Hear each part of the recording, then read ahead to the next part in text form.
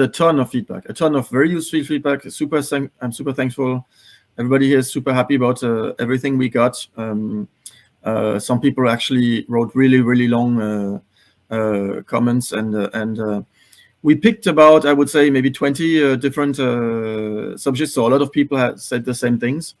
And in some of the 12, out of the 20, about 10 improvements are coming. The 10 others, some are just some things are just redundant or not correct, and some we just can't do.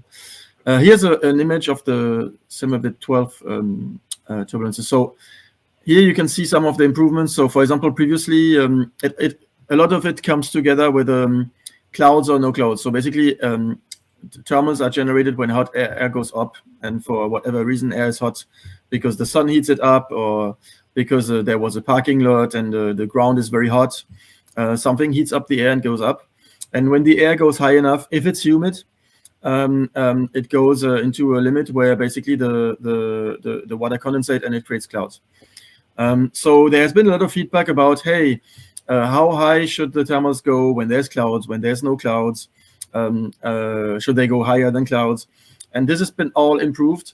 So here you can see on the screen that thermals which are caused by heat but which are not going high enough don't cause clouds anymore. So actually it's a reverse, right? When there is no clouds, thermals don't go as high.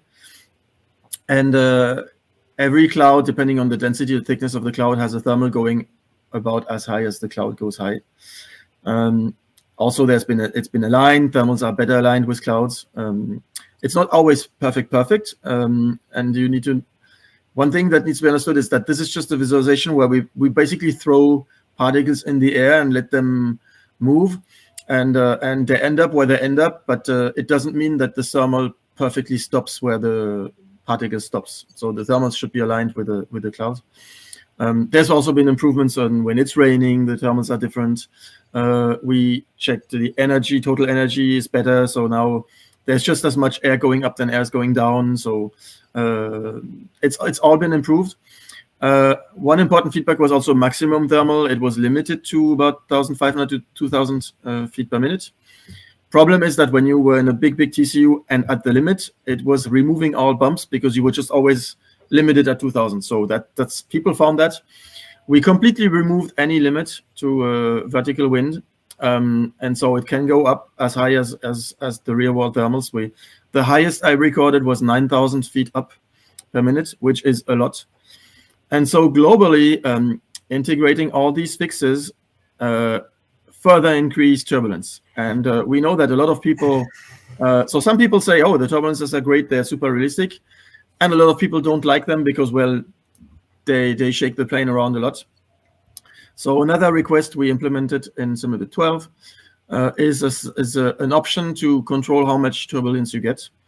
So here you can see basically with setting to realistic. This is the thunderstorm preset.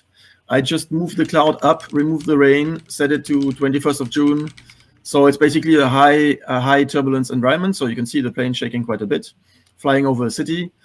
And you will see a new addition to the assistance menu in the piloting. If you go all the way down, you can see turbulence.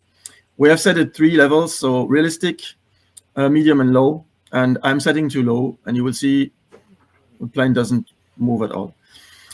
So this does not remove wind, gusts, or thermals.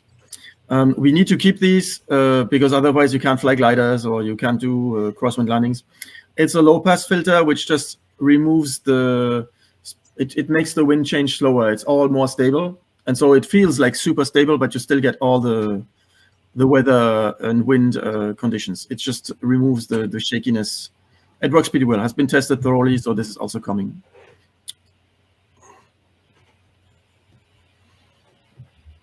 And I think this is it.